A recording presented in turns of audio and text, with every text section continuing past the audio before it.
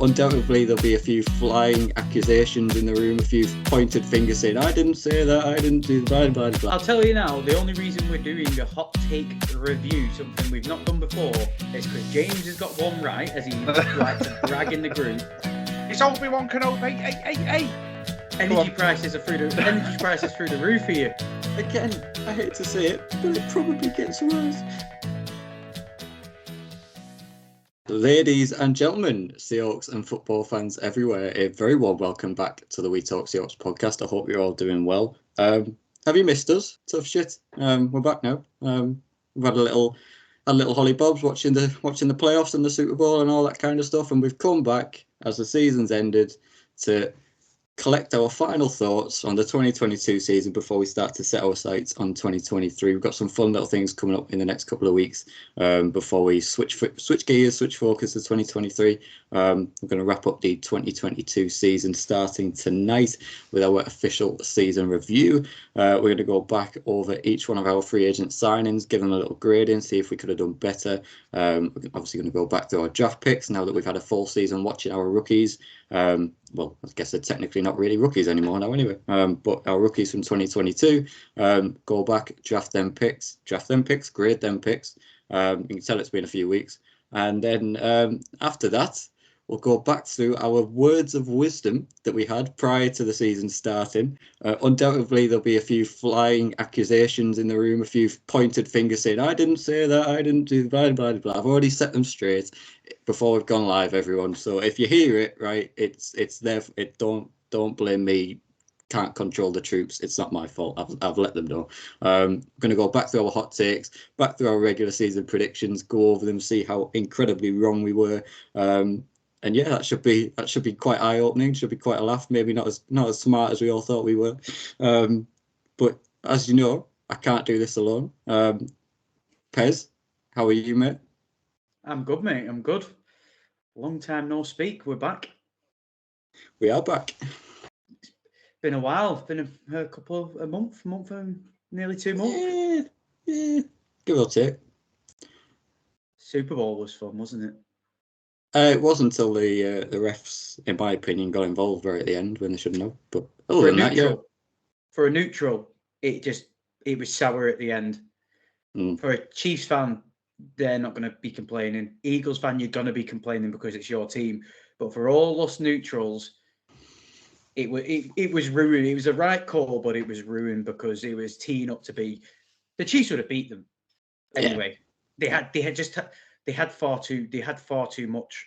By that point, it's almost like the Eagles just relied on Jalen Hurts for everything. But I think it's got to be one of the more fun, open Super Bowls in a very long time. It lived up for me. It lived up to its expectation. Yeah, it was class, and that for me is the best national anthem pre-game. Christy, was class, wasn't it? It was class. I don't like country music. I know you like your country music, Pez, but to be fair, I'll give it to him. That was class. That. Josh, how are you, mate? I'm good, lads. Good to see you. It's good to be back on the airwaves. I'm just looking forward to reviewing the 2023 season and hearing how shite our hot takes were. Spoiler alert, they were pretty shite, yeah. Yeah, I thought they might have been. Yeah.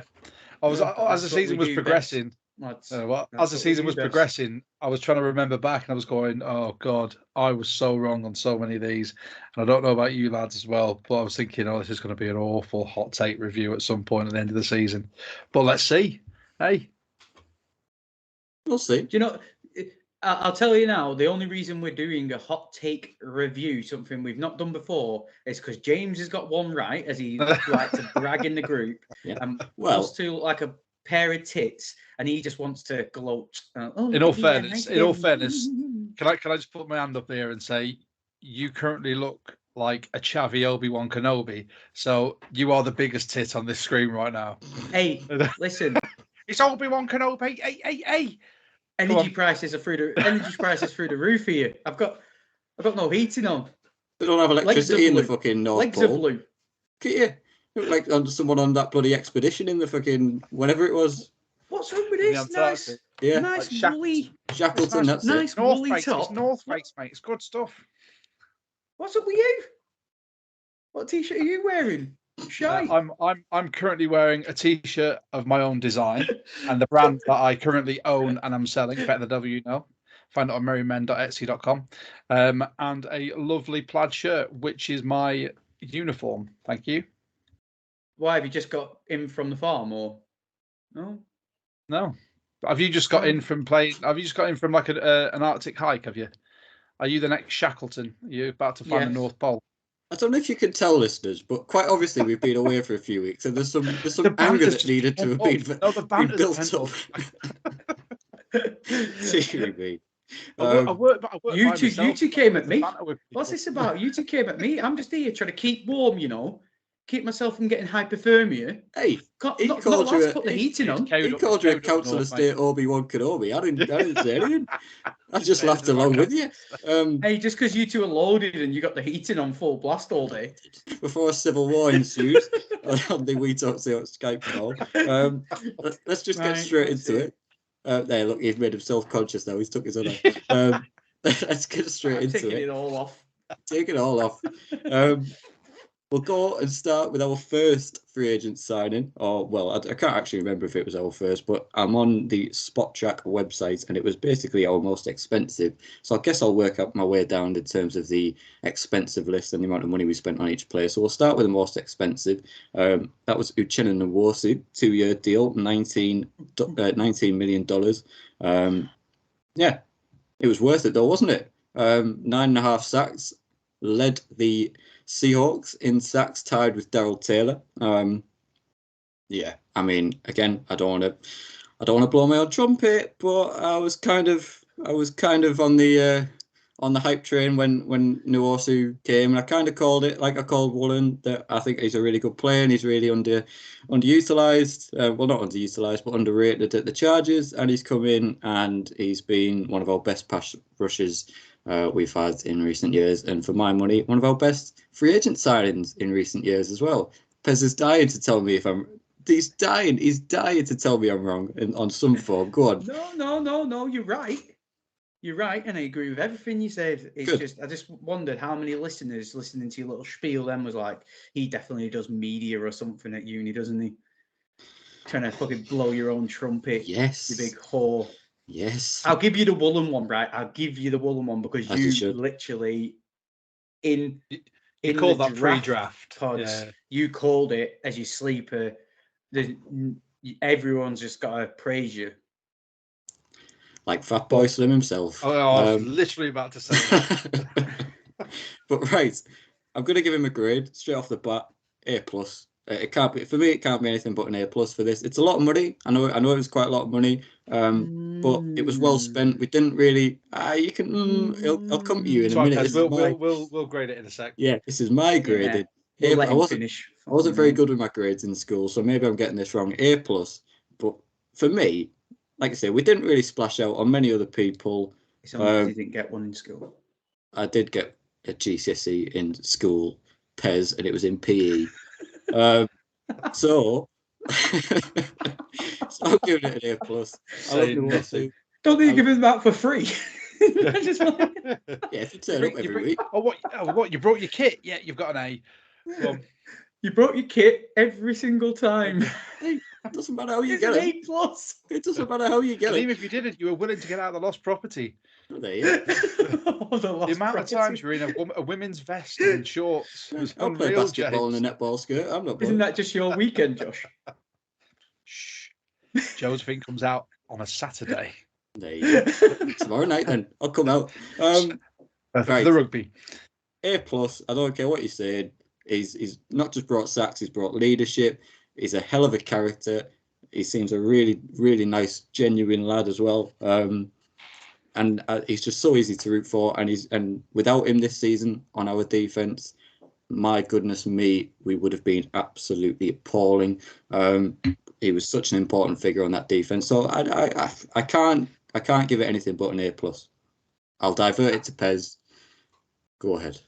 I think A+ is a bit too high, because if you compare him to the other sack leaders from the season, he wasn't anywhere near. He started really strong, fizzled out.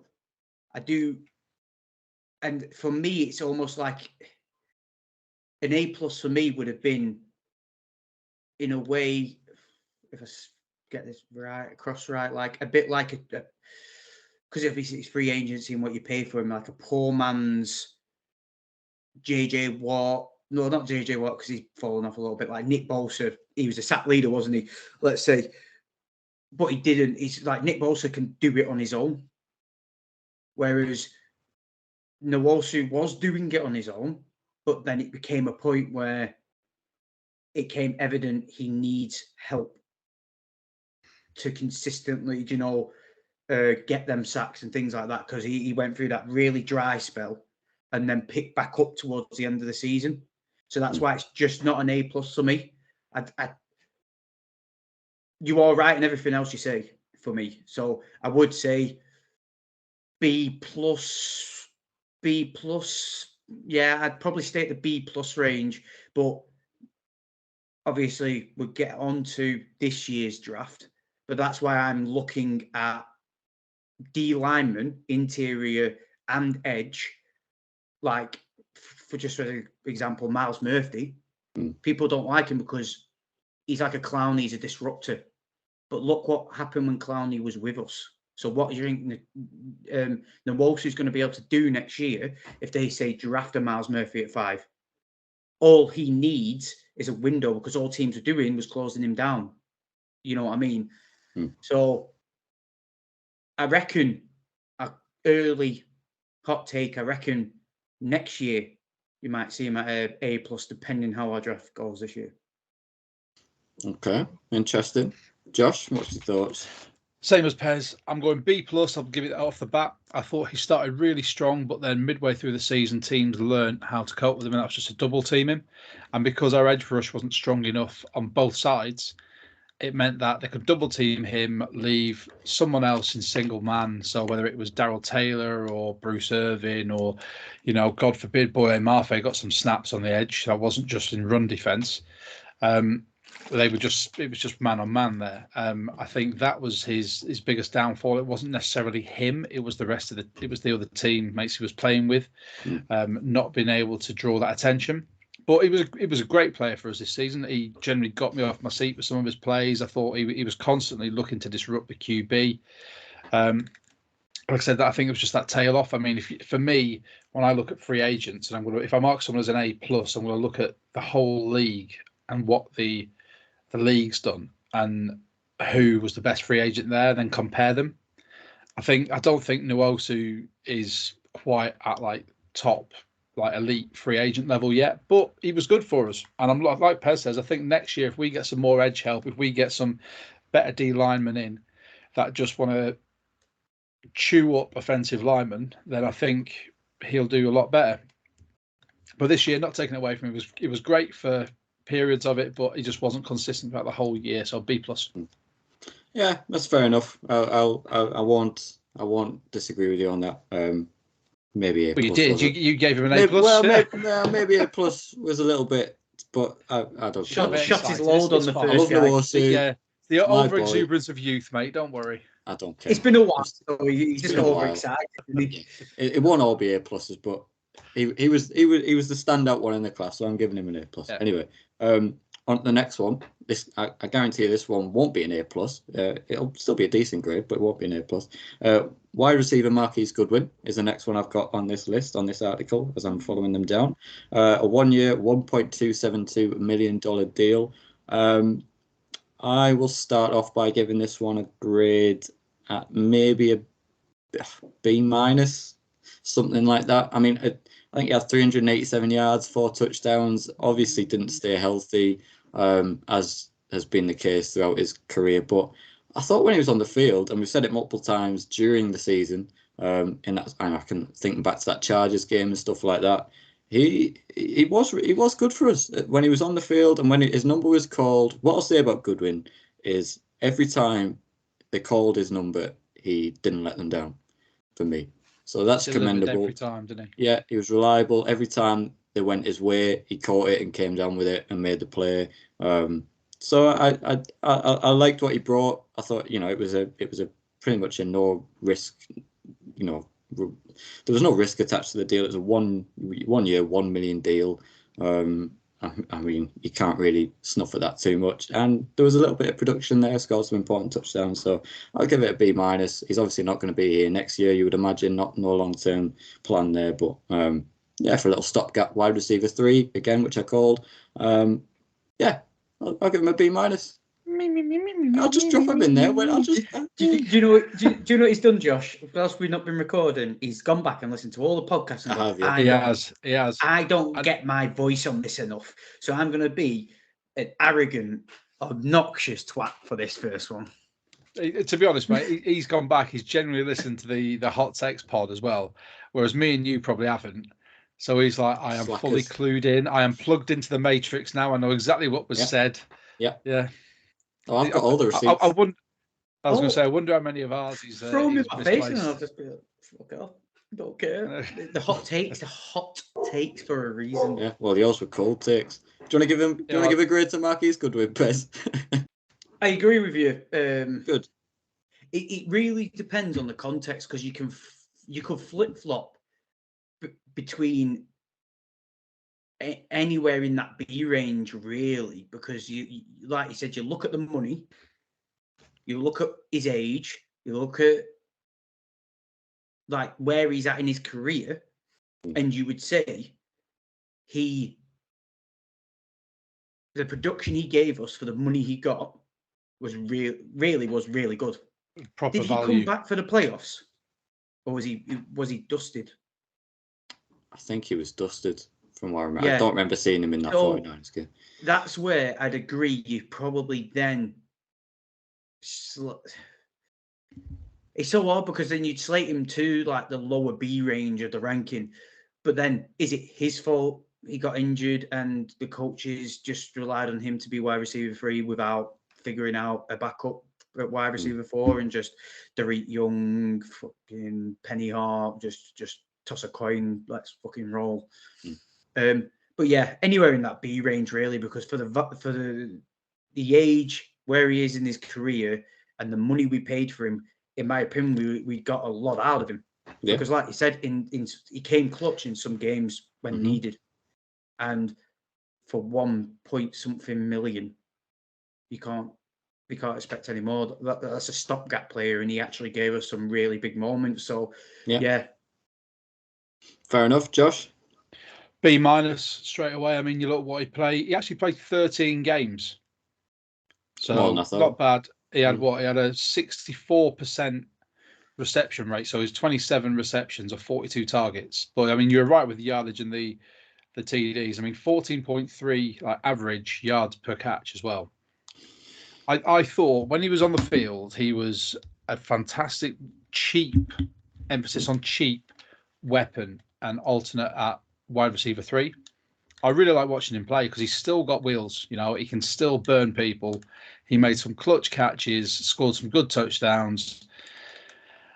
Again, I couldn't give him higher than a B- because, like I said, the injuries were there. I don't think he was used consistently enough. I think we weren't sure how to scheme him into a game from time to time, which, whether that's a detriment to ourselves or the coaching or what. But yeah, B-. I enjoy watching him play, and I thought he's a great story to have as well and to tell for the team. But yeah, B-. Yeah, like I say, I can't really complain, and for me as well. I don't mean to sort of shit on the guy, but it just shows how little production we've ever been able to get out of D. Eskridge when you can bring someone like a Marquise Goodwin in and get that kind of production out of him. And it's just, I don't know how I brought D. Eskridge into that, but it just made me think like how little production we've been able to get out of him over the years. But anyway, that's right. You are right, though. Sorry to cut you off, but you are right in saying like you're not shitting on the guy. You're just talking truth. Because I'm sure when we picked the Eskridge, I wanted Tutu Atwell. Yeah, you did, yeah. I wanted Tutu Atwell, and I think they went back to back. And I said at the time, we got the wrong guy. Tutu Atwell. Look, he obviously got injured his first year, so you're like, well, maybe we dipped out on that. But then Eskridge got. But then this year, he started showing why you wanted to pick him up. That burner, like the burner speed, is him with Tyler and DK as a wide receiver 3 would have really helped Gino out in some of them sticky spots in the midway through the season. I really think. So you are right. You shouldn't apologise for anything. You're just telling the truth. You're not even shitting on him. You're telling the truth. Thanks, Pez. Let's get to our next one, because I know this might be one that divides opinion. I think this one you might see some disparity in the grades here. Austin Blythe, 1 year, $4 million deal. I am going to start with a C. I wasn't convinced, and I'm still not convinced, that Austin Blythe is the long-term answer in Seattle for another couple of seasons. I think if we've got two outstanding rookie tackles on rookie contracts. Now is the time to beef up that O-line, and Austin Blythe is certainly replaceable and improve. You can improve upon him. Whether you want to do that in free agency or the draft, I don't know. But yeah, I mean, he finished 19th out of 29 qualifying centers on PFF's pass blocking grade this season. So well below average there. He's undersized. What I did like is he's confident. He's a good signal caller in terms of IDing the mic, helping out Gino, talking to Gino. I thought he brought the $4 million we paid was more spent on his leadership qualities, I think, than his actual ability as a center. But yeah, again, I still feel pain with this, because we shouldn't be sitting here because Creed Humphrey should be our center. We keep saying that, and I've said that for a long time since it happened. But digress, we've got Austin Blythe last season, and yeah, again, showing why that you have to invest in quote-unquote non-premium positions. And when you don't do that, you're left with poor plug-in starters like Austin Blythe, in my opinion. So I'm going to give it a C. I'll be very, very disappointed. However, like we all said last season, that, you know, we all sat around and said Kyle Fuller surely can't be on the Seahawks next season as a centre, and Kyle Fuller still remained here as the backup and saw a little bit of game time when Austin Blythe went out. But so he still could be here next season as a backup. I wouldn't be against it, but if he's the starter next season at centre, I worry that we're never going to learn our lesson at that position. So I'm going to give him a C. Pez, I know you quite like Austin Blythe, and I know you've been quite praiseful of him during the season on this podcast. So I'm interested to see what your final grade is on Austin Blythe. I could go highest at a B minus, or just out of my own bias, really. The reason why I say my highest will be there, but I probably would fall into the C range overall, was because I felt like he started really strong, like the whole O-line did, and then it fell apart. Now, we've got to take a step back and go, the middle of the season muddied the water for the whole team. Not just the O-line, not just this. We said it multiple times. The O-line falls apart, Gino struggles. And I just don't know, because you said it, but I kind of try and look at things a bit out of the box, and it might literally not be anything to do with that. It might just be as straightforward as it is. But us three not being professional players, how do we know that having two rookie tackles wasn't a reason to why things really started struggling? Because if you look at it, Charles Cross started play-wise, it looked like he started to really struggle towards the back end of the season. But like everyone says, rookie year, it gets tough, especially for all linemen. It's very physical, and they start tiring out. They're not used to it. I expect that not to happen again. I expect him to have a full, But then how do we know? How do we know? Like you said, he's an average centre. He isn't a Jason Kelce. He isn't a Creed Humphrey. Like two guys who pretty much managed to keep their quarterbacks absolutely clean in the biggest game in the sport. That if that's the top standard, then yeah, he's nowhere near that. He isn't. But I also believe I'm not a big old line person, like I always state. I'm not going to try and fucking waffle on about in-depth shit. Josh is your man for that. But I just always believe when I look at the old line, sometimes when you've got serviceable guys with two who've shown really good tackles, take Gabe Jackson out of this because he's awful. Like, he's terrible. But I give Damian Lewis a bye. I give Austin Blythe a bye only if there was another decent guard on the other side of him.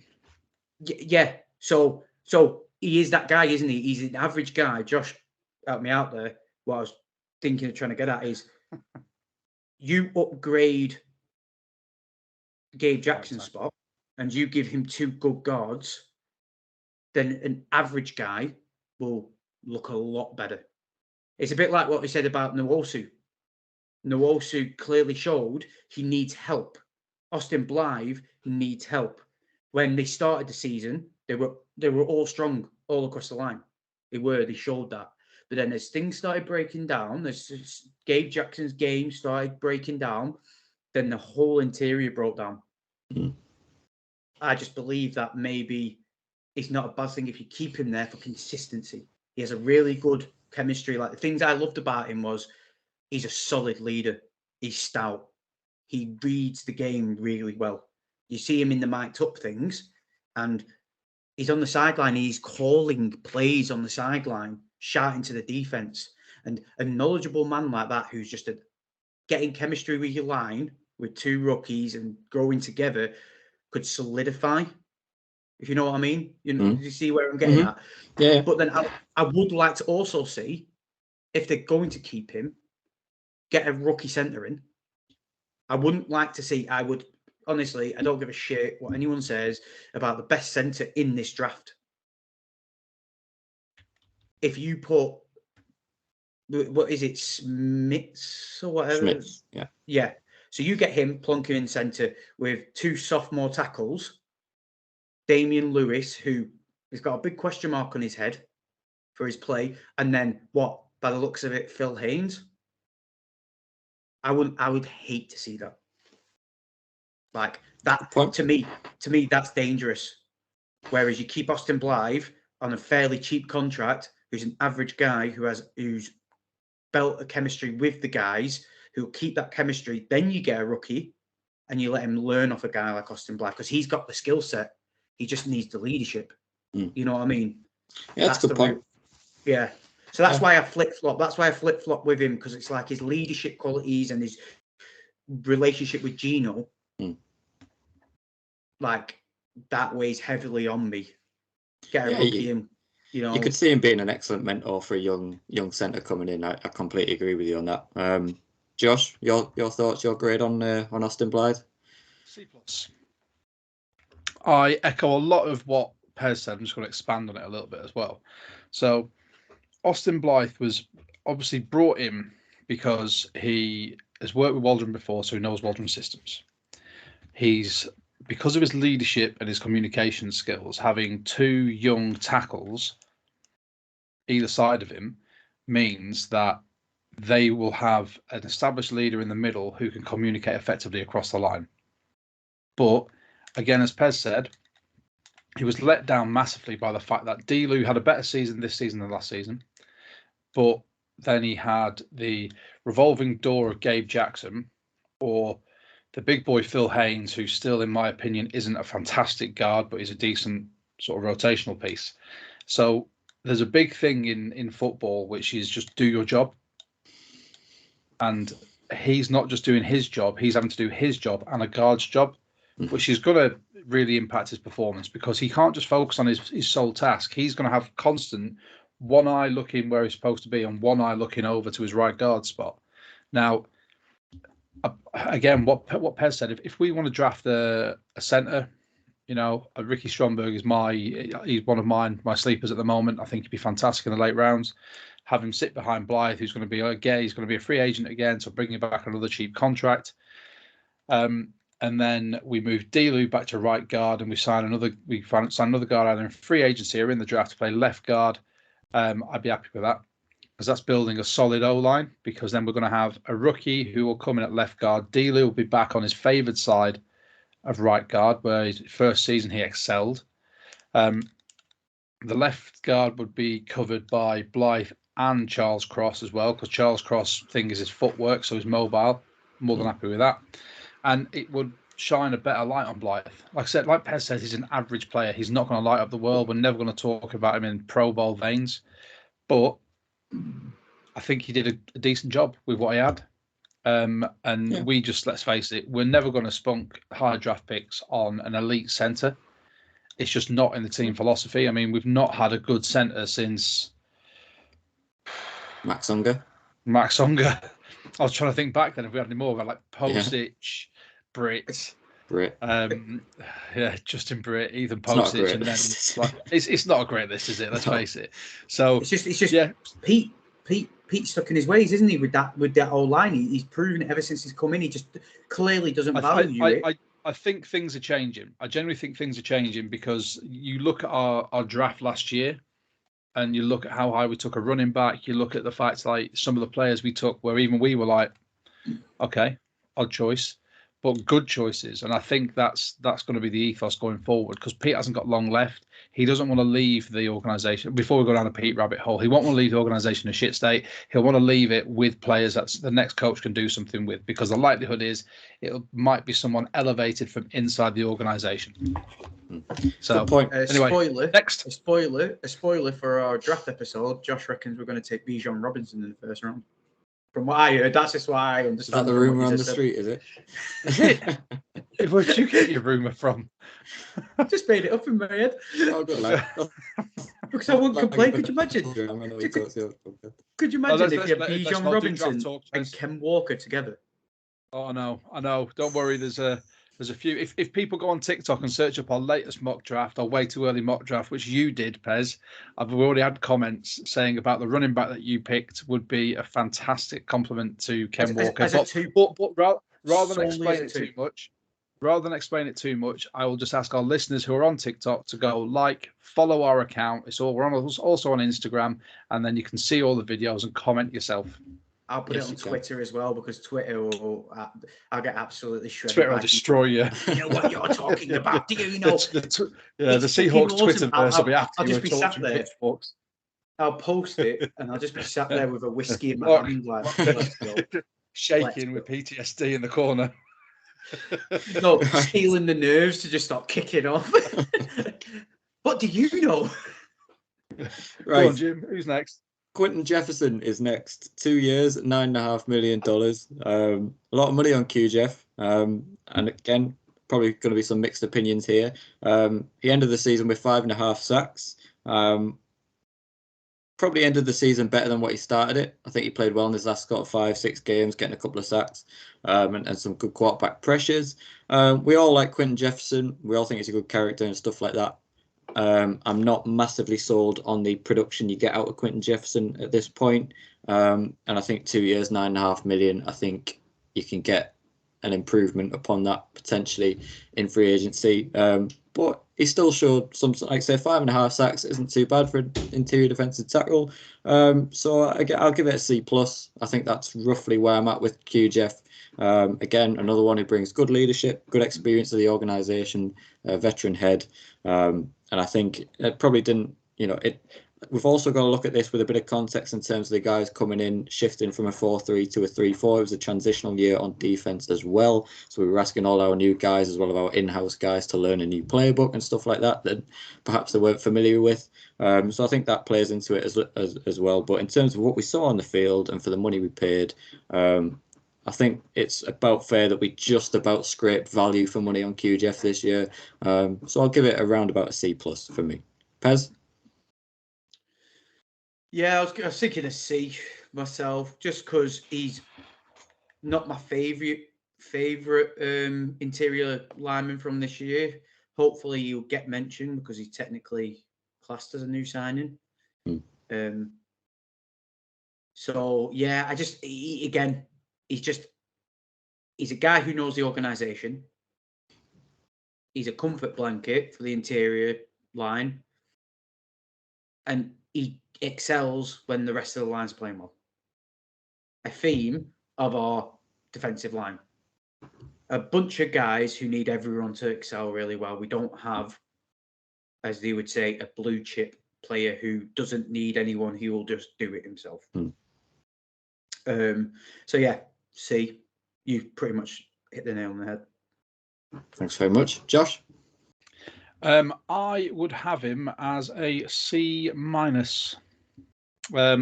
I thought it was nice bringing him back. Huh? Just say it, D. D, get him out. Do you know what? I genuinely, I was nearly there, but I love Q-Jeff far too much. All right, 1 minute. What's his cleat game? What would you rank that? His cleat game is strong cleat game. Well, he's a great character, and I can see why we brought him back. But I thought the price tag was a bit too much for a player like that, because he's not going to set the world alight. He was basically a stopgap. He's classed defensive end, but he was playing a lot of 3-tech. Yeah, 5.5 sacks. He did all right. I can't chastise him too much, because when he came in, he did bits. He had more total tackles than Bruce Irvin, got like 1. But he also had more sacks than Bruce Irvin, and Bruce Irvin was lauded for coming back. And I'm like, you know what? I can't drop him down to a D, because he came in, he did a rotational job. Rather than playing defensive end, he was playing just straight up D tackle. Yeah, C-. I like you, Jeff. Fair enough. We're starting to get into the shitters here. Justin Coleman, cornerback, 1 year, 1.12 million. F. You. What's the worst? Yeah, he's unknown, utter shite. Didn't even get on the field properly. He was supposed to be on nickel. Ungraded. Next. Ungraded. Didn't even get his GCSE. I was going to provide some context there, and I've just been a barrage of shit. Move on. The boy called. Cheers, mate. You were great the first time around. He might as well just gone on holiday. Might as well just fucking gone on holiday. I could have had the greatest Justin Coleman stat there ready for him. We'll never know now. Because there isn't one. It's like a one-night stand. You have them once, you don't have them twice, mate. He broke his career total in not playing games. Wow. Next. Right. Well, I'm probably going to get asked to like an awful Spotify song that comes into your playlist. I'm probably just going to be asked to skip this one straight away as well. Artie Burns, 1 year, skip. 2 million.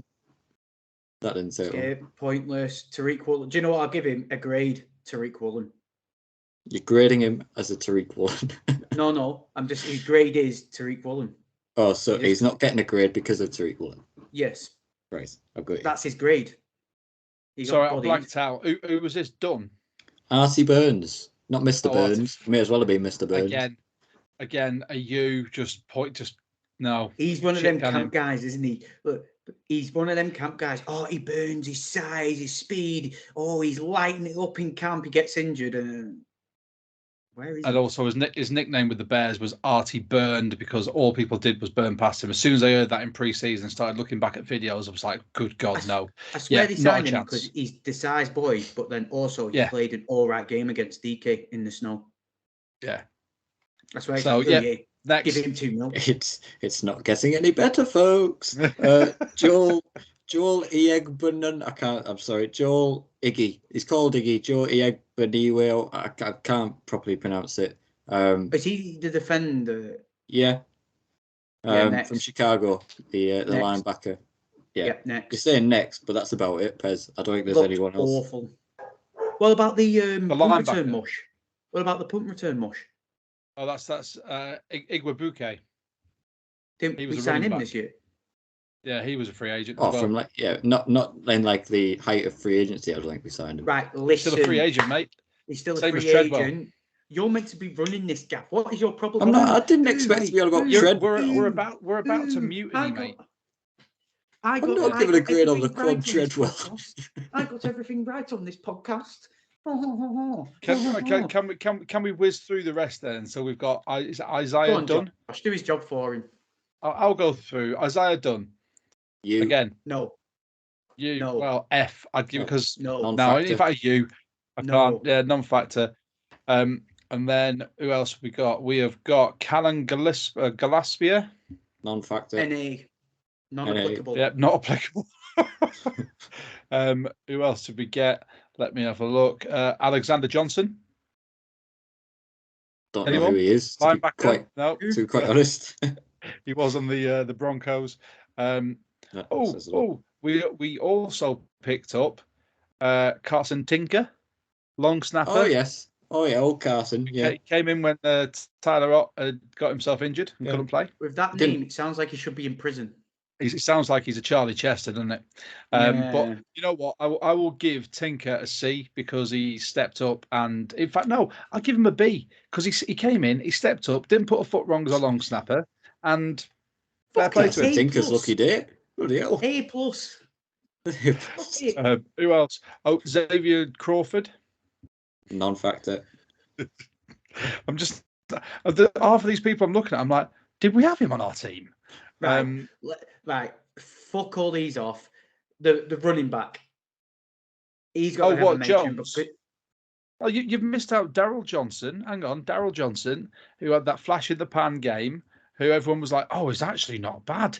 Yeah, that's an E.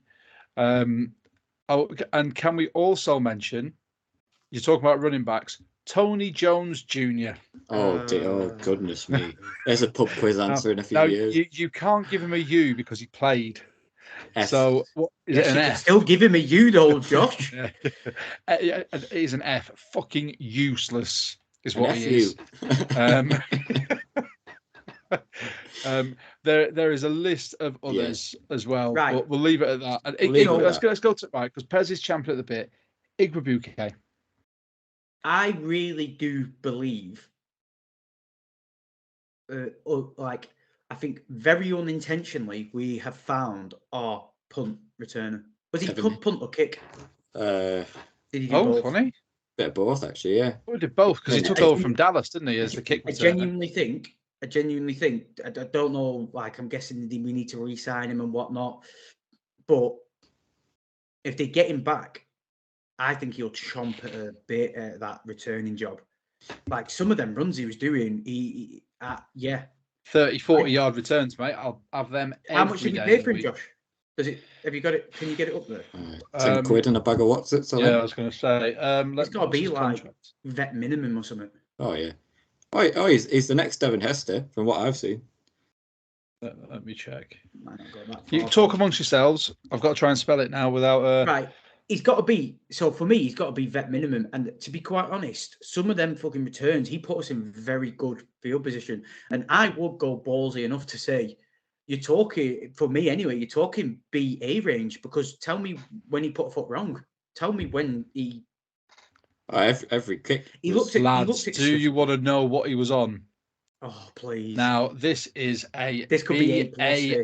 Argin. 895 grand. A+. For that money, for what we got out of him. For a guy who was a non-factor. grand. He just got bought in as a dog's body when we were struggling at running back, when all our running backs went down, essentially. And then they went, probably in training, they saw him and went, okay, we can't risk anyone else. Put him on punt return. Oh my God, this guy's actually quite good. He's got a bit of burst. And he didn't let us down. How many times? There must have been 2 or 3 times off memory. He nearly broke it to the house. Just needed that one little gap. Yeah.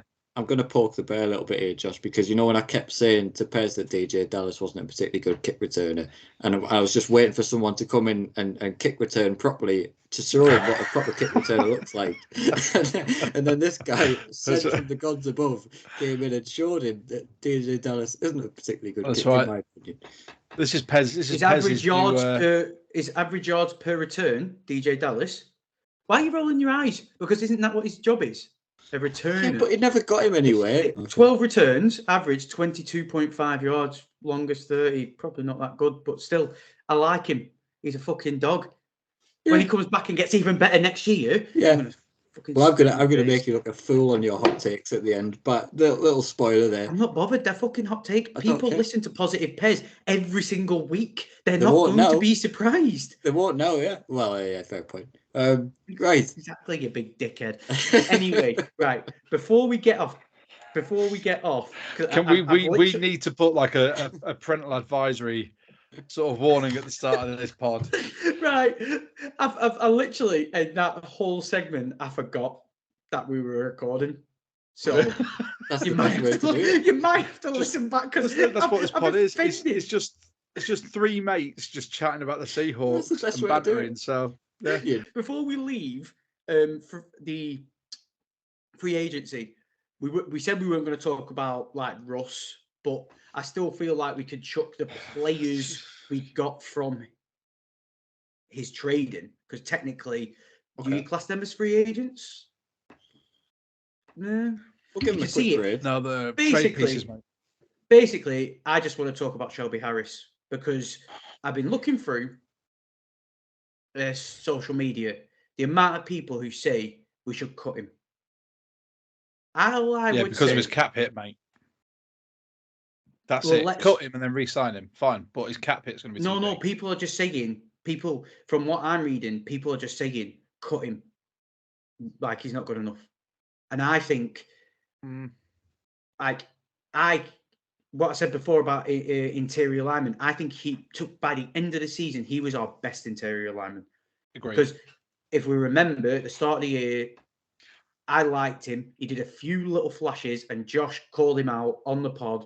So we've got to thank Josh for this, because Shelby Harris listens to this podcast, because Josh calls him out on the pod going, I've got to call him out because I think he's a non-entity. Where is he? What's he doing? And ever since Josh said that, Shelby Harris has listened and gone, well, watch this, you British motherfucker. And he's just got better and better and better. Through the interior, he by the end of the season, and it might have been a scheme thing, it might have been a familiarity thing with the team, but he was there. He was the disruptor. It was him and our Woods. It was him on his own. That Niners game in the playoffs, it was just him always, constantly. If people want to get rid of him, like if we can afford it for whatever other plans we've got, I'd even take the cap hit on him just so we make sure we keep him, because he is a solid piece in that interior. From what he showed towards the back end of the season, he really got rolling, and he plays with a chip on his shoulder. He plays with spite, and he's old to still have that fight in him. Why would you want to lose that kind of guy? Why would you want to lose that interior? I just wanted to give him a bit of praise, because I believe he was our best lineman. And I think, again, Daryl Taylor and Nwosu started sparking because he was causing so much trouble through the interior. Them double teams started drifting away because they needed to block down the middle, because he was just breaking everything, and that left them 2-3 around the side. So people who listen to this and think, no, just go back and watch some of them last games. He was this disruptor. I just wanted to give him a shout out. Fair enough. We'll give a quick fire grade on the three lads we got from Denver then. So what grade would you give Shelby Harris then? I'd say B plus for me. B plus. I'll go with B plus. I like him a lot. Yeah, I'll agree with that. Josh? Exactly the same. B plus. Start of the season, as Pez said, I wasn't convinced, because I just thought he went missing. I think it was personally him not knowing necessarily his defensive work. So what was required of him in this scheme, and an unfamiliar team surrounding him. But as he settled in, he really started to show his value, and he was really making some class disruptive plays, trying to get to the QB. He was helping with the run stuff. He was a great leader on the field. Fair play. Like I think the biggest thing where people wanted to cut him, from where I'm standing, is his cap hit's going to be massive, or bigger than what it should be for his output. I think if we cut him, because he seems really happy here, he's always bigging up the Seahawks organization. I think if we cut him and then re-sign him or restructure his deal, I'd keep him for another couple of years, because he'll be good to sort of rotate in and out. He'll help coach up the young lads as well, and he's come from a background which isn't just a straight from the draft, you are starting in the NFL to carry on going. He's had to claw and fight his way into starting lineups. So I like the character. Yeah. No fan. Pez, do you want to start? Do you know what I'm going to say?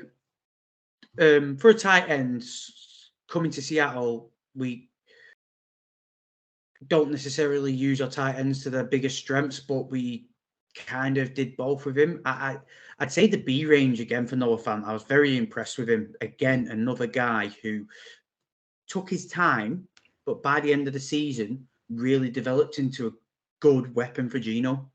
Yeah, because he's an attacking tight end, but he also proved he doesn't mind getting dirty, and I like that moving forward. Go on. Quick start. He was our third highest receiver in terms of yardage. So it went DK 1,048, Tyler 1,033. The drop off is quite significant. Then it went Noah Fant 486 off 50 receptions of 63 targets. So give him that. He's coming down with it whenever it's going up, and he's averaging 9.7 yards per reception.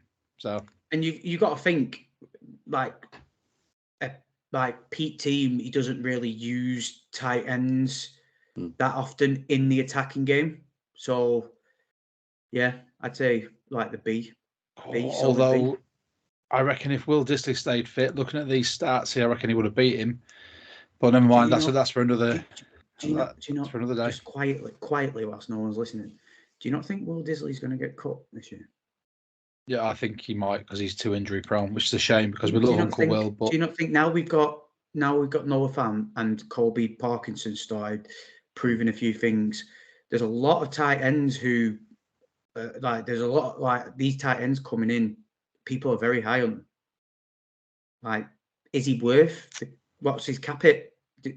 Have you got that there, or it was too much? Didn't he sign a 2-year, like 18 million? I think his extension was in that 2-year, 16, 18 million, something like that. But it is a lot of money. I really could see him going. Yeah. His injuries are just piling up, or he will understand his position, want to just stay in Seattle, get cut, sign for a lot cheaper, or restructure. Like, you don't need to cut him, just restructure it to a club friendly deal. I could see him doing that. Keep the trio together, club friendly deal. Boom. But yeah, it's nearly $7 million by the looks of it.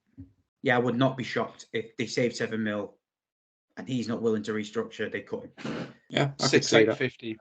6,850 this coming season. Mm-hmm. And that's his last season.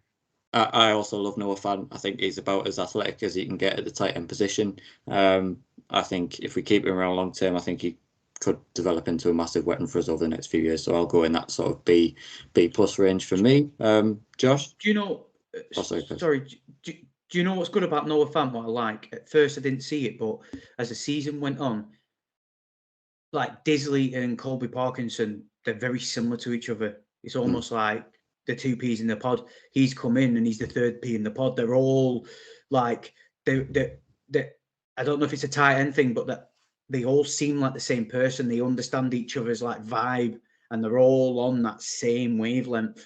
What they do, how they get on with each other, like he's come in and he's settled in really well to have a solid trio like room there. And how old is he? He's only young, isn't he? 25? He's not old, no. Mid-20s. He's been in the league for 4 years. Yeah. So there you go. Right. So less about Noah Fant then. Who else came over? Shelby Harris, Noah Fant, Drew Lock. Pointless. Let's not even grade him. He probably won't come back. That's unfortunately a U. He's a half decent backup to have because he's got NFL starting experience. Yeah. Yeah, he's not coming back. There's too many teams out there who potentially would start him. Like he's not coming back. Yeah, agreed. Unless Gino doesn't come back, but that's for another day. Yeah. All right, let's get on to these draft picks then, because I think there's going to be a lot of high grades here as we look back over our draft class of 2022. Now that we've seen a year of them, their first year in the league. Like I say, I'm expecting a lot of top grades here, a lot of passing with flying colours. We'll start with the obvious one. We'll go through from round 1 through to round 7. Our first pick was obviously at pick number 9, Charles Cross from Mississippi State. The interesting thing here is going to be how we grade Charles Cross compared to Abe Lucas. I think that's going to be interesting, but I will give Charles Cross an A. Spoiler alert, I'm going to potentially grade Abraham Lucas maybe a little bit higher than that because I think he was the better offensive tackle this year. But for me, Charles Cross, I mean, that's not taking absolutely anything away from him. He was excellent for the vast majority of the season.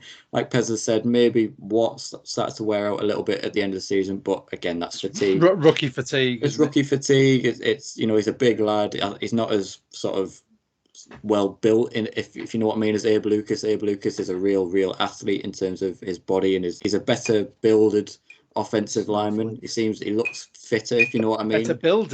Better builded offensive line. This is a guy who goes to university and English is his first language. More robust. Yeah, more robust. Clip it, Josh. This man goes to uni. Better builded. Shut up. Yeah, I'll give Charles Cross an A. Actually, I think he was excellent for the vast majority of the season. Finished as one of the best rookie offensive tackles. As obviously we have two of the best rookie offensive tackles. But yeah, A for me on Charles Cross. He is the future at left tackle. That is absolutely no question about that. Pez? Right. Well, as all our regular listeners well know, I'm not a big O-line guy, so I'm not going to try and waffle shite and make out like I know like gameplay terms. Grade for him, it's got to be in the A range because it has to be. Now, my thing with this is, like you said, Abe Lucas is going to get a better grade than him. So you're going to go A+. Now, my thing with these two is, Abe probably had the overall better season, but without obviously going through every single game and being a nerd and crunching every single play. I leave that to Matty Brown and his podcast. Being the left tackle, you normally get the best guys every single game on your side. Now, adding rookie fatigue, going up against the elite rusher, and if you think the teams we've been playing against, he has gone up against Max Crosby, Nick Bosa. He's gone up against some of the top 5, top 10 rushers in the league.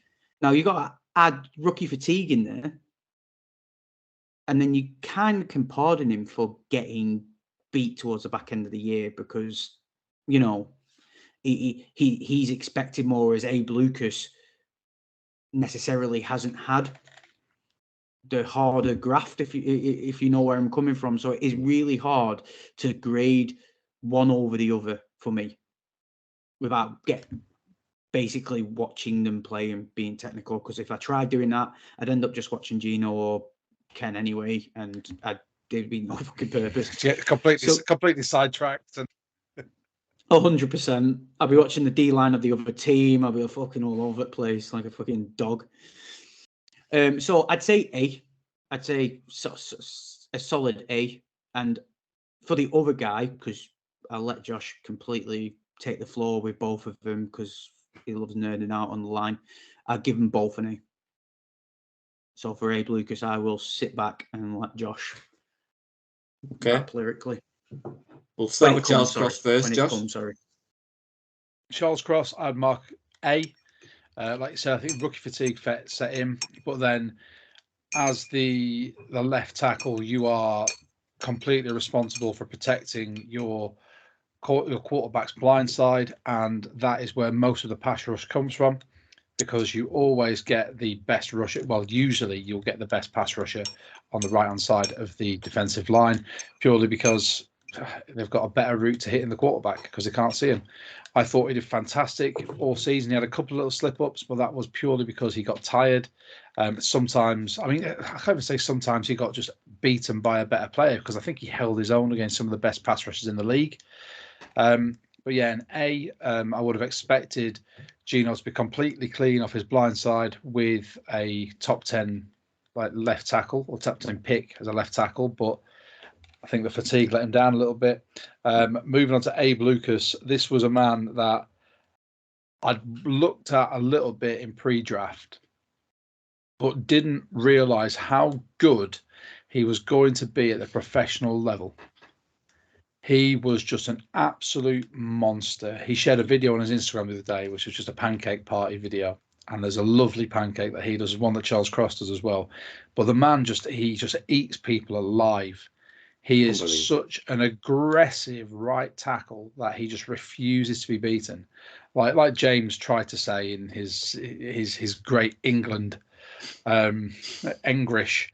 I think he's just a complete robust right tackle. He's got a good base. He sets his feet right. His hand works all right 95% of the time. He does make the odd mistake. I mean, there was one sack that he let in because he tried too hard to place his hands centrally instead of going on the outside to try and hold his man in. But that's a rookie for you. I'm not going to chastise him again for that. I thought he was fantastic. A+. Yeah, A+ for me. Sorry about that, James, as well. We were doing it in order, and it's all right. I kind of teed him up. It's fine. We've knocked off the 2 tackles. Yeah, but yeah, they come as a pair. Them two peas in a pod. Yeah, A+ for me for Lucas. I thought he had the slightly more impressive rookie season than Charles Cross, but then Pez makes an interesting point that perhaps Cross got the better pass rushes. So you can look at that either way. We can sit here and say we have got the next 10 years of offensive tackle football play in Seattle as them two being the starters. I mean, our future's in safe hands with those two off the evidence we've seen in this first season. We'll get to our second round pick. Abe Lucas probably does deserve the A+ because he had Gabe Jackson next to him, so he's almost doing 2 jobs anyway, isn't he? That's also a good point. Yeah, A++. A++. Right, next. Right. Obviously, round 2, pick 40. I believe this was the second round pick that we got from the Denver Broncos in the Russell Wilson trade, and we used it on Boye Mafe, that boy, the linebacker from Minnesota.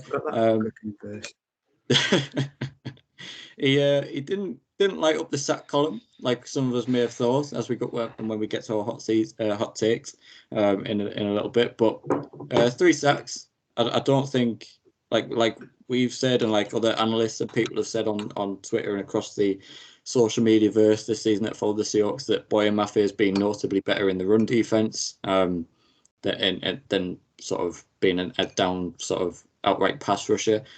He's playing better in sort of snuffing out the screen game, and he does remind me of that KJ Wright kind of player that isn't always going to get to the quarterback. You don't always ask him to be a pass rusher, but he does look like he excels on that sort of edge where he's stopping the runners, snuffing out screen plays, snuffing out run plays that get to the outside. And obviously he has that sort of skill set and that talent that if you ask him to go and pin his ears back and try and get to the quarterback, then he's comfortable doing that as well. So I think he's a real Swiss Army knife kind of prospect that we've got in our hands here. He's a really nice mold of a prospect that we can sort of mold into however we want him over the next couple of years. And again, I'm going to have to give Boye Mafe. I'll give him an A-, just slightly worse than an A, purely because the sack production wasn't there yet this season, but that will perhaps come. But his work, like I say, in the run defense and tackling, I think he is one that we haven't been having to pull our hair out this season because of his tackling technique. He wraps up, he tackles properly, in my opinion. So that's always good as well. So yeah, A-. I'd say you personally. I say you're high there. I get where you're coming from. I do. I understand it. I do because when he was on the field, he just got criminally unutilized. Multiple times, Pete got asked in pressers, "Where's Boye Mafe? Where's Boye Mafe?" And he's just typical fucking Pete and his pressers. It's like, oh well, yeah. He does need more time because he's very productive when he gets that time and then never gets that fucking time. But whenever he's you're frustrated by it. No, Josh, I'm not. I'm with you, mate. I'm completely with you. Not at all. Because every time he was on the field, he was always there in the mix. I'd just say he's in the B range for me. B+.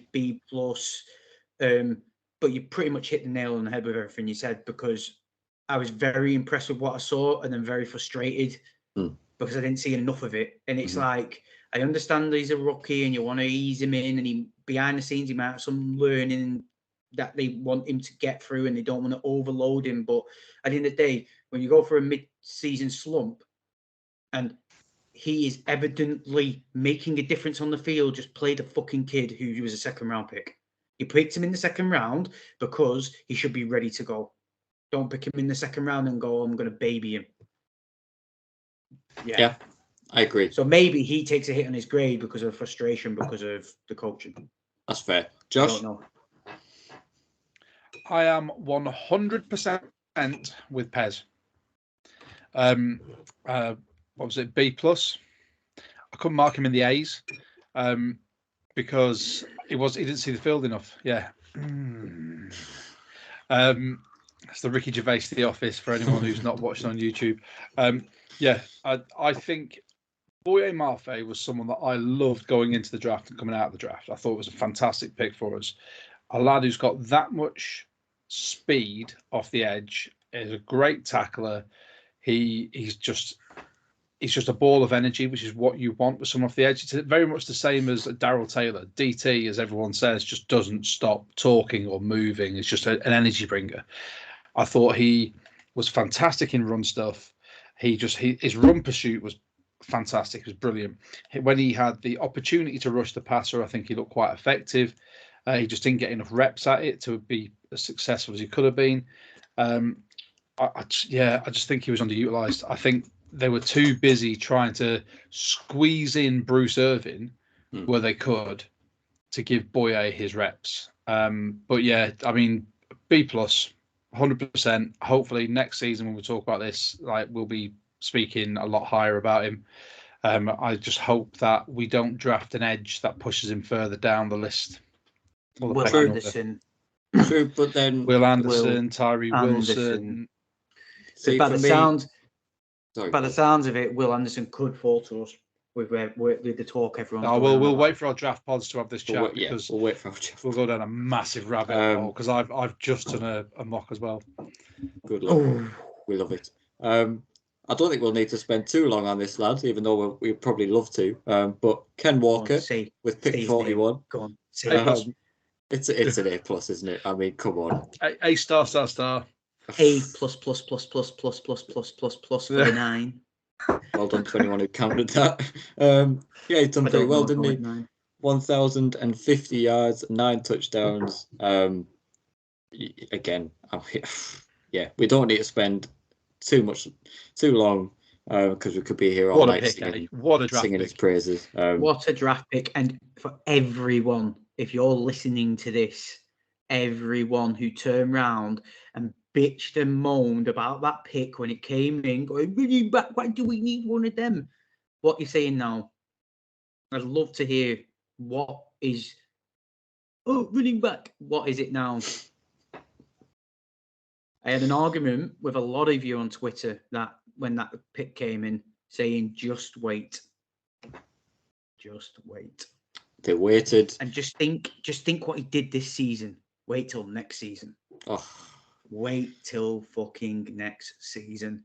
Because the reins are coming off next season.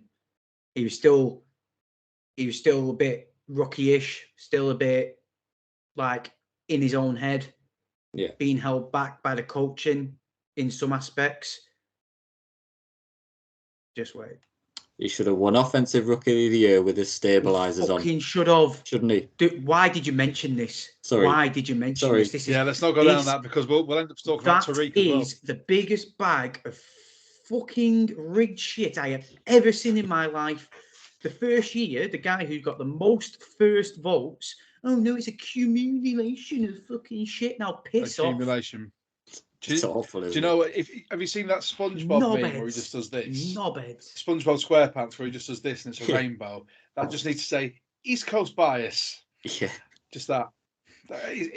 We said this in our group chat. I've said it on Twitter. That was the most ridiculous thing because Garrett Wilson was good, fine, but no, he wasn't. No. He was good enough on the Jets, but did he single-handedly win his team games? Did he fuck? Honestly, Josh. Honestly, when that even started materialising, like Garrett Wilson, I'd listened to my fantasy podcast and they talk about offensive rookie of the year. 2 of them, it's got to be Ken Walker. It has to be. If Breece Hall stayed fit, it would have been them 2. Yeah. Like Garrett Wilson wouldn't be a factor. It's got to be. And the other one was like, no, but Garrett Wilson did this. And I looked at what he did and memory what he did. And I was just like, how? It was didn't robbery. do enough. He genuinely didn't do fuck all. Like, yes, he had some splashy plays. No, like Josh said, he didn't, on some occasions, carry his team. He, on some occasions, didn't bulldoze his way in with 6 defenders on his back whilst keeping his legs churning and Colby Parkinson helping him push him along. 2 guys at the last minute, a 3rd guy came in, pushing 6 defenders back to get a touchdown. Garrett Wilson, what? He's got great speed and he can run a fucking good route. Fuck off, mate. Shouldn't have mentioned that. You shouldn't have mentioned it. I'll lighten the mood about it as well. I'll lighten the mood, Pez, because with our 109th pick in the 4th round, we selected Kobe Bryant out of Cincinnati. I'll give him an A. I don't think he has the speed to play outside corner, in my opinion. But I thought for his first season, for a 4th round pick, again potentially overshadowed by our next pick, which we'll come to in a moment. But within his own right, held his own, played well, and again got lost in the attention a little bit of Tariq Woolen. But I thought, for the most part, he was really good. So I'll give him an A. I'm going to say A as well, and maybe a bit of biased, but I'd could be tempted to say A+, but only on the with the parameters of he's an outside corner. Never in his whole career. People need to remember this. He's coming into the NFL as a 4th round pick. Round the 4th round pick, it's like you could be something, you couldn't be something, you could be dusted, you couldn't be. But no, it shows the talents he's got. He might lack speed, right? He might lack speed, but sometimes you can train that. You don't know. These coaches are miracle workers. He's going to spend all off season just doing fizz. I guarantee he's working with a speed coach. Right, because it just shows for anyone who even questions him, it just shows how good of a player he is that they've entrusted playing him at slot corner, a position he's never played in his whole career. Never in his whole career, but in the NFL, from pretty much week 1, here's the slot corner. It's your job. Yeah. Over Justin Coleman. But the man who signed specifically to be just a slot corner. Now, look at it like this. When Trey Brown came back, who's had experience at the NFL level, who's played slot corner, he could have got time at slot corner. But Kobe just locked it down. You look at all the all-access films from the season. You look at the mic'd-up films, everything. And I genuinely believe Pete has a lot of faith in Kobe. There's so many times in the all-access game tape where Pete is giving instructions to Kobe. And then he's going on the field and telling them telling other players. So if Pete's entrusting a player with that high of a responsibility, then we've got something very special. I think he's just going to get even. I just think he's going to get even better. Like Josh said, he's going to work on that fizz, but it's also he's never had speed. He's just used his smarts, a bit like Richard Sherman. Never had the elite speed, but always had the smarts. Once, like they say, the game slows down for him and he's had a full season in slot, he's going to go and train for slot. He's going to have an off season at slot. I think we're going to see an absolute different animal when it comes to next season with him. I genuinely do. Yeah, sky's the limit. Josh, your grade on Kobe? I'm going to go with B-. I think we were doing so well, Josh. I thought we were together in this. I know. But for me, it was purely the fact that I thought there were some occasions where his speed or lack of really let him down. And I think for his first season as a slot corner, fair play, he did really, really well. But I think he could have been a hell of a lot better. Based on the natural gifts and tools that he's got from playing outside corner, I just think he didn't adjust well enough, quickly enough for someone who was touted so highly. So I'm going to go B-. It's still in the B range, and he hopefully will settle in there and just be our slot corner of the future. But do you before not think... Pez, before you get in there, but yeah, I'd be tempted by a B, but I have to say B- just because I see too many flaws in his athleticism to give him any higher. But do you not think as the season went on, he got better? Because I do. He did, but I'm looking at the season holistically, mate. Yeah, it's the reason why we scored at Chenna Nwosu, what, a B+ or whatever it was, A-. All I'd say, defending my boy, is how I look at it is the whole defense went downhill in the midway through the season. And that's where Colby started getting noticeable, and then he proper tied himself up towards the back end of the season. So change it to a B, all right, Josh. We were doing so well together. Fuck's sake. B-, mate. Well, I'm sure we're all going to be unanimous on this next one. Tariq Woolen, pick 153. That's an A+. C-. C-. Get better, couldn't he? He didn't get Defensive Rookie of the Year. I'm sorry. Could have led the league in interceptions, or got a better speed score. Do better, Tariq. Do better. You're not going to be on this podcast next week. Plus times 27. Of course it was. Easy. Move on. Tyreek Smith. Didn't see anything of him this year. The edge rusher out of Ohio State. Yeah, he was on injured reserve. Interesting when he comes back. Let's see what he can chuck him in the mix. He had some good positive tools coming out of the draft. Moldable guy. Let's just hope that the injury hasn't stunted his progression, and we still got a nice ball of clay to work with, because he might be a little sneaky factor, because I remember looking at him and people said he pretty much is just an edge rusher. Well, the way I look at it is we drafted Darrell Taylor when he was injured. When you find well he was injured, he didn't play his entire first season. We got him back in his second season, and we've seen what Darrell Taylor can do since. So hopefully Tyreek can follow in that same suit. And we'll skip over we won't skip over them, but we'll go through them quickly, because the last two were Bo Melton in the 7th round from Rutgers. Obviously, we released him. We didn't release him. We got him on the practice squad, and then the Packers picked him up, I think, midway through the season. So that's a F. Didn't do anything with us. Had so much potential as well with his speed and stuff. I would have really liked him, what he could have done, but the Packers have kept him. They seem to like him. Yeah. So we'll see how his career plans. We'll be watching that closely. And then the final pick was Derek Young, who flattered to get involved in the offense towards the end of the season, and hopefully we'll see more of him next season. But because he was involved, free Derek Young next year. I know you like him, Pez. I know you're part of his PR team. I'll give him a C+ for now, Derek Young, and because I see the potential, I see his size, I see his athletic ability, and I can see the Seahawks trying to scheme him in there. So, do you know what? I think I'm going to say B, because you've not mentioned what he did on special teams.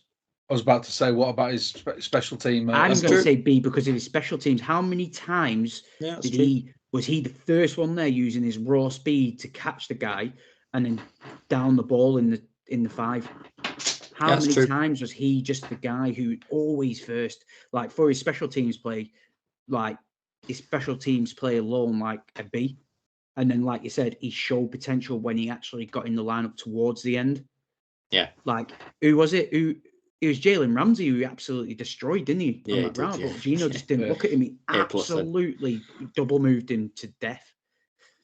So if that's what he can do, and give him another off season, we could see. Josh? I like that. I'm going to go with a... You know what? I really liked him at the end of the season. I thought his special teams ability was fantastic. I thought he contributed quite well on the offense when he got his snaps. I'm probably going to go B-. Okie doke. Right. That's the free agents and the draft guys that we've graded based on their first seasons in Seattle. Some mixed bags, of course, not so much in the draft. Pretty much nailed that. Some mixed bags in free agency. Hopefully, we'll maybe have a little bit of a better one this year. But let's get to the moment I've been waiting for, the hot takes and the regular season review, our prediction review anyway, because this is where we maybe didn't nail it as much as the Seahawks did in the draft. I'll start with my hot takes first. So my hot takes were, and feel free to laugh at any point, because I'll be laughing at the rest of your hot takes. So don't feel like you're insulting me by laughing.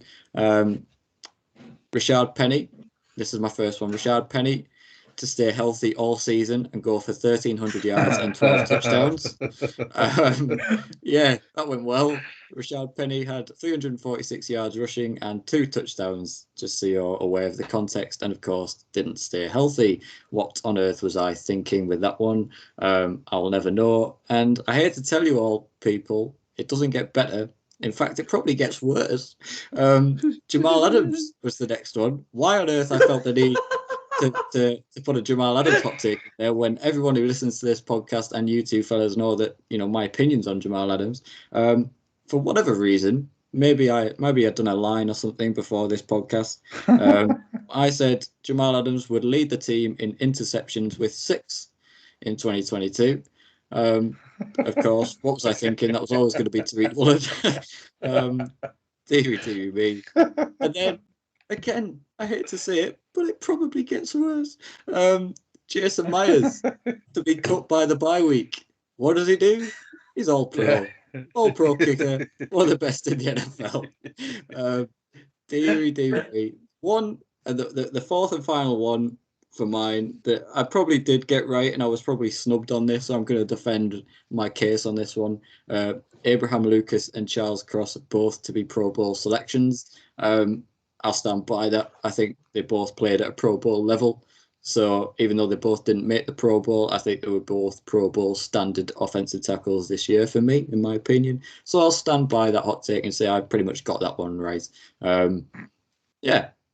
Quick thoughts on those 4 boys before I move to Pez's. What's the backwards word for oracle? Idiot. Yeah.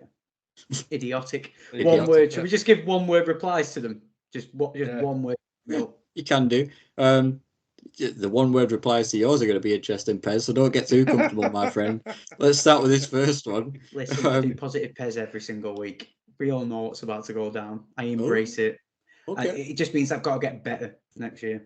Well, yeah, you do need to get better next year. No, I mean by getting even more wild and worse. Oh, right. Oh, well. Let's go through these and see what you think at the end. Strap in, folks. I would if I were you. DJ Dallas, running back 1 by the end of the year with 1,000 yards rushing, was your first prediction. Yes. Your next one, because of course Pez had 5 or 6 and everyone else was only allowed 4 because it's his favourite segment. Miles Adams was going to be a starter by the bye week and replace Poona Ford in the starting lineup. Could have happened. Okay, not completely wide of the mark. Your next one was, and we've just mentioned him, Derek Young. You called Derek Young to have 5 or 6 touchdowns this season. Did he have 5 or 6 catches? I don't know. He could have done. No, he could have done. I got cheated. I could have had a date with Margot Robbie, Pez, but I didn't. Kobe Bryant. You called that he would be the starting left outside corner by the end of the season.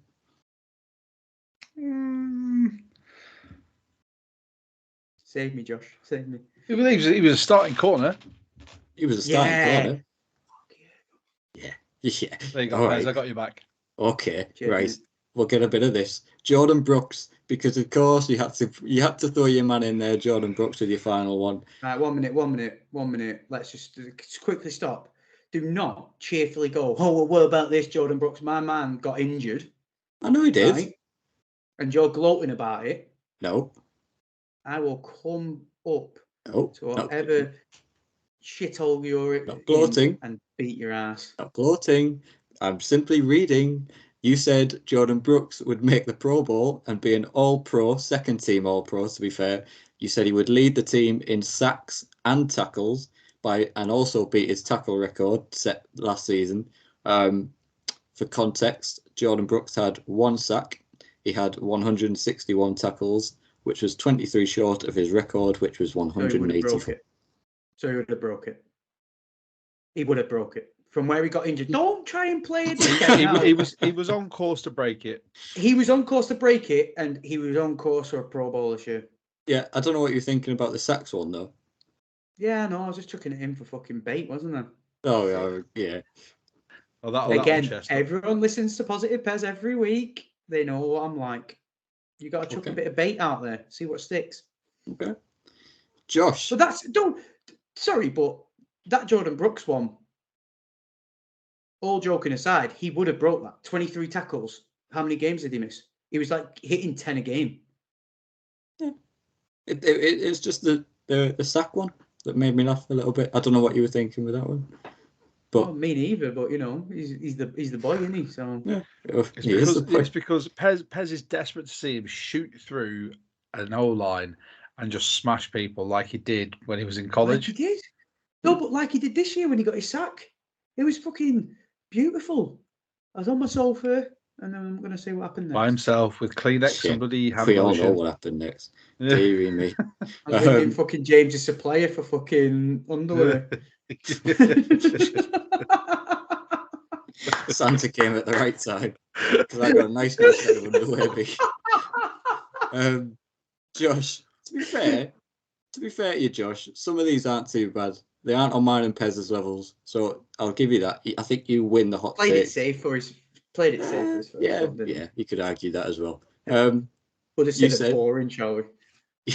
Your first one was Boye Mafe to have more sacks than Uchenna Nwosu. For context, Boye Mafe had 3, Uchenna Nwosu had 9.5. So, not a million miles off, but obviously. I'd love to know the snap count, though, between the two of them. True. And then the average. Your next one, Darrell Taylor to lead the team in sacks. Now, I'll give you this one because technically he did. Joint money. Yes, both him and Nwosu had 9.5. So technically you've got that one right. So I think that's the only one, other than my one, that I'm giving myself for Abe Lucas and Charles Cross being Pro Bowl, because I think they were. That's the first one you've officially got right. What are you saying, Pez? I'll take the Jordan Brooks one, and we've all got one right. Right, okay, yes, you can have the Jordan Brooks one, whatever. With an asterisk. Yeah, yours is the asterisk one. So yours, Big Belland. Your third one, Kobe Parkinson, an interesting one. You said he would have 5 touchdowns and that they would all be in the red zone. For context, Kobe had 2 touchdowns and one of them was in the red zone. That one was against the Jets. His other touchdown against the Broncos was from 25 yards out, so that wasn't in the red zone. But not too far off, 3 touchdowns short. Well, obviously a really good season for Kobe, his big kind of breakout year, so that was well predicted in that sense. You then predicted that the Seahawks would have at least 1 shutout win, and then you went further with that and predicted that to be against the Atlanta Falcons. I don't think I need to remind us what happened in that game. That was certainly not a shutout, and it wasn't even a win. Oh dear. And then your final one, you said by the trade deadline, we'll have traded for an inside linebacker, and as a result, we will have dropped LJ Collier. Let's get to these regular season predictions then, and we'll round off the podcast. I think we all went 6-11. Yeah. However, we have obviously predicted different games to win and lose. So let's have a quick recap. The first game, Broncos. Me and Pez both said we would lose against the Broncos. Who said we would win? Josh. And did we win? Yes, of course we did. Yeah, well done. Well done, Josh. Fair play to you. I don't know how you called that. I don't know why you called that, but there we go. At this point, I think we all still thought Drew Lock was probably going to be the quarterback. So that adds even more weight to that prediction. That was meant to be Drew Lock, Seahawks quarterback in that win over the Broncos. So fair play to you. Then it was the 49ers in week 2. I said we would lose. Pez and Josh, interestingly, said that we would beat the 49ers. Obviously, I was right. We didn't. So what's is that Pez 0-2 right now? Oh, that's Pez 0-2. Yeah. Come at me giving it a big talk. Of course, week 3. Didn't get much better either. The Atlanta Falcons. I said we'd beat the Falcons. Pez said we'd beat the Falcons, and Josh said we'd beat the Falcons. That was a three-way split. A three-way, not split. What word am I looking for? Three-way shit is what it was. Three-way shit, yes. So I was 0-3 to start the year, and you two were 1-2. Yes. Because obviously we did not beat the Falcons. Less said about that one, the better. Then week 4 was the Lions. I said we'd lose. Pez and Josh said we would win. So obviously you were correct. I was incorrect. If you're keeping score here, Pez. Yeah, I stand by that. I didn't think we would beat the Lions at all. I thought they would batter us, to be honest. But yeah, well called, both of you. Then it was the Saints. The Saints in what week are we in now? Dear me, week 5. Yeah, I said we'd lose to the Saints. Pez said we'd lose to the Saints, and Josh said we'd lose to the Saints, and of course we did. So well predicted, everyone. We got that one right. Then it was the Arizona Cardinals. Then it was on the Arizona Cardinals in week 6. This is the game that we beat the Cardinals in. Obviously, we swept the Cardinals this year. However, all of us said we'd lose that game, so none of us got that one right. So bit of a mixed bag here early on, but. Then comes the Chargers, and I don't think I need to say what we all thought would happen there. That was a unanimous decision that we would lose that game against the Chargers in week 7. And of course, what did the Seahawks go and do? They went and beat them. So we were completely wrong with that one. Then it was the Giants in week 8. I said we'd beat the Giants. Pez said we'd beat the Giants, and Josh said we'd beat the Giants. So we got that one correct as well. So well done. Then it was the Cardinals again. The chance to sweep the Cardinals, and we rightfully did. However, I said we'd lose to the Cardinals. Pez said we'd lose to the Cardinals, and Josh said we'd lose to the Cardinals. So we got that one completely wrong again. For some reason, I think we thought the Cardinals were going to be amazing this year. And we all had that impression that they were going to be a decent team this year. Yeah, and they proved us wrong. Complete dumpster fire, but there we go. Yeah. Then it was the Buccaneers in Munich. Interesting set of predictions here. Me and Pez said we'd beat the Buccaneers. Josh said we'd lose. So well done, Josh. You got that one right. We should have beat the Buccaneers, Geno fucking Smith. Yeah, we should have. And I do recall, after listening back to that episode, that we all said, and you said, Pez, specifically, that you felt this was going to be a red herring year for the Buccaneers and that they weren't going to be as good as what everyone thought they were going to be. So well called as well on that. They weren't very good this year, the Bucs. Then it was the Raiders. Yeah, we got that one wrong too. We all said we'd lose. Actually, no, we got that one right. I'm sorry, I'm looking at the wrong one. We all got that one right. We all said we'd lose to the Raiders, and we did lose to the Raiders. So actually, well done. That's my fault. I've read that one wrong. Then it was the Rams. We all said we would lose to the Rams, and of course, we didn't. We beat the Rams, so we got that one wrong. Oh well. Then it was the Panthers. I said we'd beat the Panthers, and Pez said we'd lose, and Josh said we'd lose, and of course we did lose. So I was wrong, as I always am on these predictions. And then it was the 49ers again, and again, for whatever reason, I think we were all very confident. Well, again, me and Pez were very confident. We said we'd beat the 49ers, and Josh said we'd lose, and of course we did. So well done, Josh. Then it was the Chiefs. I think we got this one right. I don't think any of us were stupid enough to say that we'd beat the Chiefs on Christmas Eve in Arrowhead, and we weren't. We all said we'd lose that game pretty unanimously, and of course we did. And then it was the Jets in the penultimate game. And I said we'd lose to the Jets. Pez said we'd lose to the Jets. And Josh said we'd beat the Jets. And of course, we did beat the Jets. So I think Josh is doing pretty well on these predictions. I don't think me and Pez are doing particularly well. And then it was the Rams' final game of the year. The flipping first one I've got right in about 7.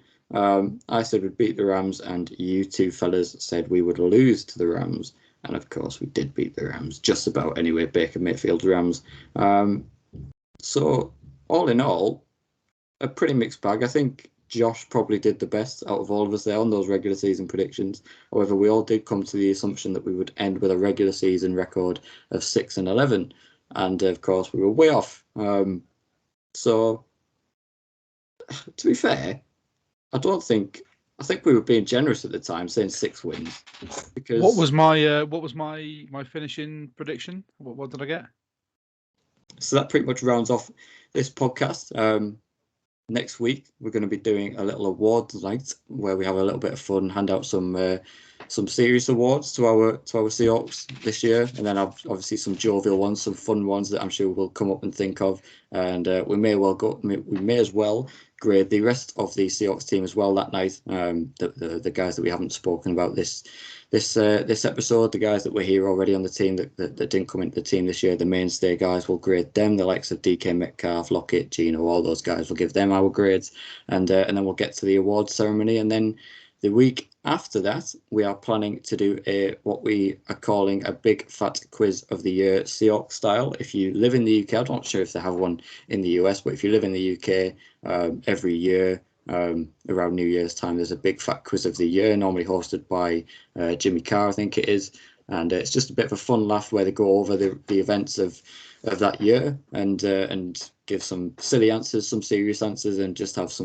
a bit of a laugh going back over and trying to pick our brains and our knowledge from the games past of last year. So we're going to have some fun with that. Maybe try and get some guests on to join our teams, and maybe some listeners as well if you're interested. I was going to say, can we just put a thing out there? We are recruiting for teams. If you want to be team Jimbo, team Pez, or team Josh, feel free, hit us up on socials and let us know, because we're looking for more knowledgeable people than ourselves to help. I'll freely admit I'm very much opinion based once I've read facts, and I don't retain the facts. No, Pez is all there for the stats. So long as someone asks me who led the Seahawks in interceptions, I now certainly fucking know it wasn't Jamal Adams, and I definitely know it was Tariq Woolen. So I'll get one right if that's one of the questions. And beyond that, it's always to interpretation. I'll probably get none of the right. Don't ask about interception leader. You're not the quiz master. I'm going to send that to whoever is. Yeah, well, the scheming's already started to nobble me out of a free T-shirt. Yes. Anyway. Just to put it out there as well, so everyone remembers, we do have a line of merch which goes through Merry Men. I mentioned them before, but you can check out all of our merches on all of our social media. The winning guest listener who is on one of our teams will get their choice of one of our T-shirts, and we will provide it for you and send it straight to you. Yes, you will. So there's a little bit more incentive to come and join the madness and have a bit of fun with us. But yeah, man, thanks as always for all of you that tuned in with us tonight. We've really enjoyed it, getting back into the swing of things. Obviously going to have a bit more fun over the next few weeks as we keep our look back on 2022 going, and then we're just coming into the sights now. We're changing gears, switching focus as we get ready to enter draft season and free agency and trades and all that good stuff, where we're going to have even more fun and even more madness and more hot takes and all that kind of stuff. It's all coming down the pipeline very soon, so stay tuned with us. As always, you can find us on Twitter, Instagram, Facebook, Discord. We've got a Discord as well, so you feel free to join that. That's going to be buzzing around draft time and in a free agency. That's going to be a load of fun, getting everyone's opinions on there, and come and hang out with us on there. But for now, as always, stay tuned. We'll be back next week as we start getting back into the swing of things now with our content. And yeah, man, as always, thank you all for listening. Thank you to you two lovely gentlemen. Thanks for all the insults tonight.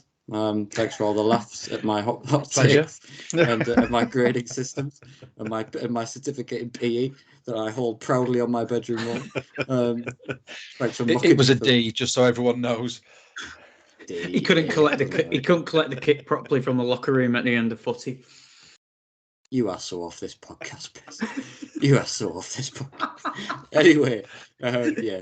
Thanks all for listening, man, and stay tuned and go Hawks, man. Go Hawks.